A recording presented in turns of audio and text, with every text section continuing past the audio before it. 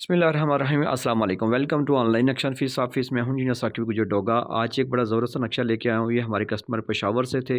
50 foot front है, 45 feet इसके पीछे लंबाई है। ये तकरीबन 8.25 मरले का प्लाट बन जाता है। अगर हम इसकी स्क्वायर यार्ड में बात करें तो 250 स्क्वायर यार्ड है। सामने इसके जो है ना वो 12 फीट की गली है। और ये विलेज से इनकी रिक्वायरमेंट के मुताबिक हमने ये चीज़ डिज़ाइन करके दी है। मेन गेट से अंदर जाएंगे तो आपको लेफ़्ट साइड पे बड़ा सा लॉन सेन नज़र आएगा, चमन भी बोल सकते हैं इसे। और सामने आपको एल शक्ल में बरामदा नज़र आ रहा है और राइट साइड पे आपकी सीढ़ी नज़र आ रही है। सीढ़ी जो है ना वो अंदर से भी आप यूज़ कर सकते हैं और बाहर गली से भी बंदे ऊपर छत पे जा सकते हैं।